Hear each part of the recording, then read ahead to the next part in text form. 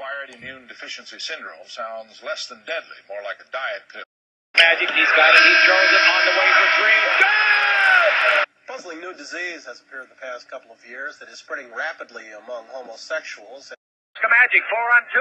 Magic will dish a bounce pass to Worthy. Slam a dunk. Congress wants to know When two seemingly unrelated worlds collide, the impact is unforgettable.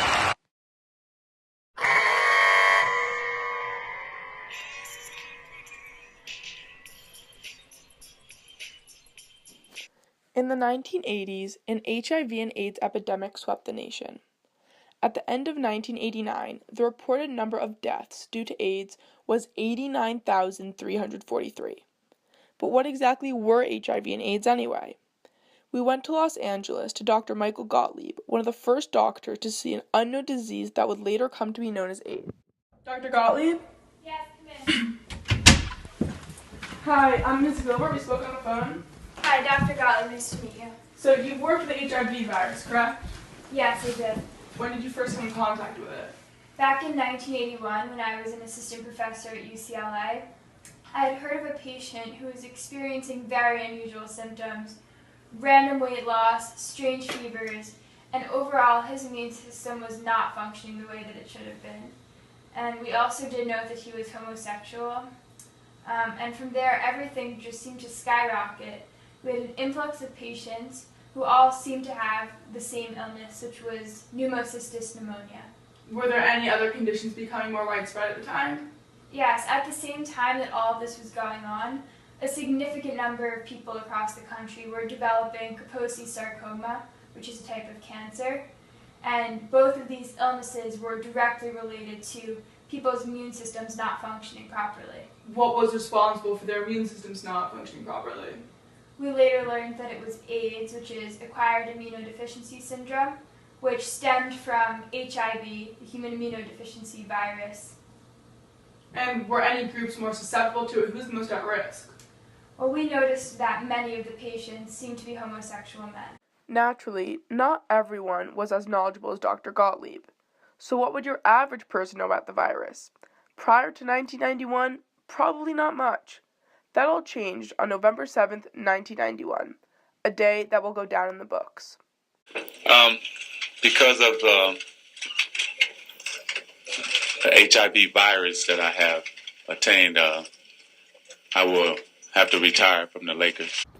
But there was one name that even the most ill-informed people knew about HIV. If I say HIV, what's the first thing that comes to mind? Magic Johnson. Oh, Magic Johnson. Magic Johnson. Magic Johnson. Magic Johnson. Athlete, role model, game changer. But why did Magic Johnson change everything? I mean, other famous figures before him had suffered from the virus. Take Freddie Mercury, for example, Queen singer, died of AIDS. Or how about Arthur Ashe, tennis prodigy?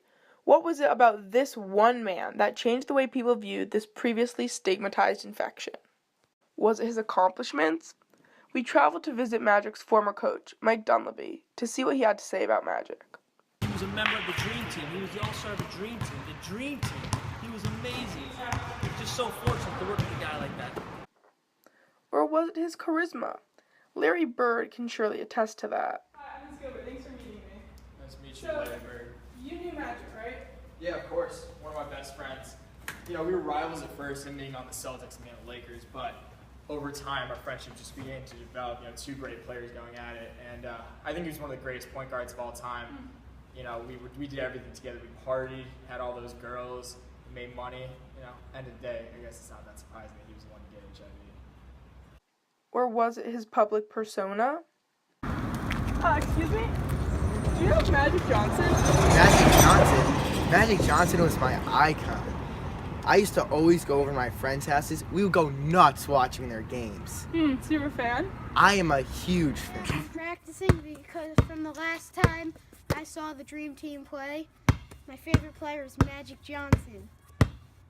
It didn't just hit the fans by surprise. The entire nation was astounded. An entire nation looking up to one man.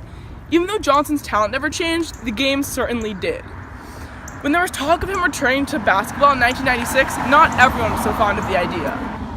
Karl Malone was one of those people. He is known to have not wanted to play with Magic out of fear that he would get the infection.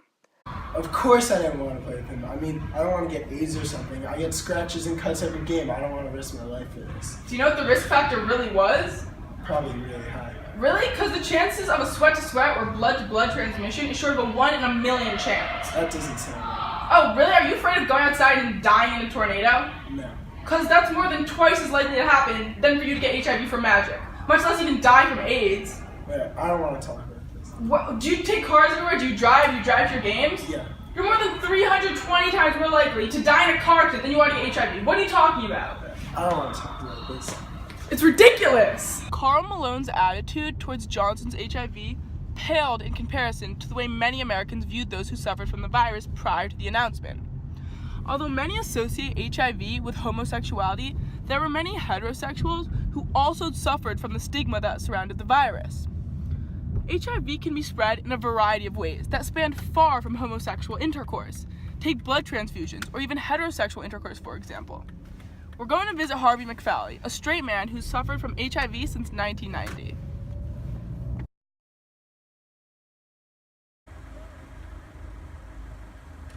When I told my family and friends, I started noticing differences very, very quickly. My friends and family, they shunned me. I lost my job because they thought I was showing up late to work, but I really only showed up late once in my entire 3 years at the job. Did things ever get better for you? Yeah, it was around in '91 when Magic Johnson came out and told everyone that he had HIV. You know, he really opened the door and made it better for those who had HIV to show that it wasn't a selective thing and more people could have it. Thank you. If everyone was at risk, something had to be done. And something definitely was. We went to Magic's high school, Everett High, located in Lansing, Michigan, to take a better look at how education was impacted by this revelation. Hello, class. We have a guest today. This is Miss Gilbert. Hi, guys. So you all take sex ed, right? Yeah. Do you know what this is? No. So how you can prevent STDs and pregnancy? Abstinence. After seeing how little the students at Everett High really knew about sex ed, I thought I'd take a trip down to Principal Susan Cheadleholt's office to see if she had an explanation. Do you guys teach sex ed here? Of course. Sex ed is a necessity these days. We must teach our children about abstinence. Wait, abstinence? You mean you don't teach them about safe sex? The only safe sex is no sex. Excuse me, do you really think that's the best way to go about this issue? Of course. We've all seen the dangers of sexual activity these days. Kids running around getting all sorts of STDs. It's madness. And you think that abstinence is the solution to that? That's ridiculous. Everyone knows it doesn't work. Oh, I disagree. The only way is abstinence, and it's vital that we teach our children that. Or else they'll run around, become permanently damaged. It happened to one of our very own graduates. We must teach our children that they're not invincible. That certainly was not the way to let kids know they're not invincible. Although, not everyone reacted so naively to Magic's statements. Although Susan and I had our disagreements, it was clear that, regardless of our understanding of it, we both recognized the importance of sex ed, and the government agreed. After the recognition for the need of more ways to prevent the transfer of STDs, just 3 years after Johnson's statement in 1994, the Improving America's Schools Act passed, which included policies which involved sex ed. There were many advocates who were constantly working to try to convince school boards throughout the country to adopt strict abstinence-only programs. The recognition that HIV was a problem that could affect anyone really changed America's mindset. I visited an STD clinic in Philadelphia to see how patients' behavior changed in response to the news. Hello? Come in. Hi, I'm Ms. Gilbert. Nurse Lando. So, you said you've worked at the clinic for over 15 years now. Yes, as a nurse. And in your time here, have you ever noticed a trend in your patients' use of contraception? After Magic Johnson came out with his HIV announcement, I noticed that a lot of my patients began using condoms. Were there any other trends that you noticed after he came out with the statement?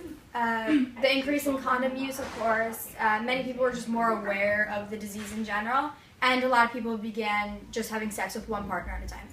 Great, thank you so much for your time. No problem.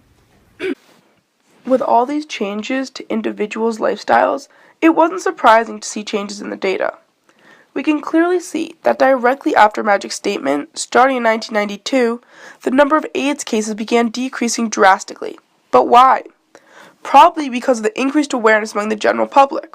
With more people more knowledgeable, it's inevitable that people will be more careful and more likely to get tested and treated before their HIV progressed to AIDS. Additionally, the reason magic is alive and well today is due to the AIDS cocktail, which was introduced to the public in 1996. But magic got to participate in the experimental trial, which yielded this cocktail produced by Dr. David Ho and members of his lab a whole year and a half prior. We traveled to Dr. Ho to learn more. Can you please speak a little bit about your research concerning HIV? Yes, after a lot of testing, we came to see that treating the virus with one drug would not be sufficient. Instead, it had to be attacked with multiple drugs at the same time. This came to be known as the triple cocktail. Of course, this wasn't a cure for the infection, but it gave patients more time. It was inevitable that after some time, the virus would be able to fight off the treatment. And Magic Johnson was part of one of your clinical trials that worked with the drug before it was actually released to the public, right? Yes. And why did he deserve the special treatment? Well, he wasn't the only one. There were other people who had a chance to be part of the clinical trials. But weren't there many other people who never got this opportunity? Clinical trials are very tricky. I'd really prefer not to talk about this. It's amazing to me that one man was able to spark so much change, despite the fact that others had suffered from the disease for years. It's very telling of the priorities that we hold in our society. A famous basketball player is more important to us than an average homosexual man. Many people were unable to sympathize with HIV victims in the 80s, but when it came to Magic Johnson, everything changed. People choose to focus and believe what they want to, and preconceived notions tend to cloud their judgments. I guess that is just indicative of the power of magic. Obviously, the Lakers would like to have Magic shoot. This time, Coop's got to get it in or surrender it. He's just got to throw it if he doesn't have anybody open. Here comes Magic. He's got it. He throws it on the way for three. Go!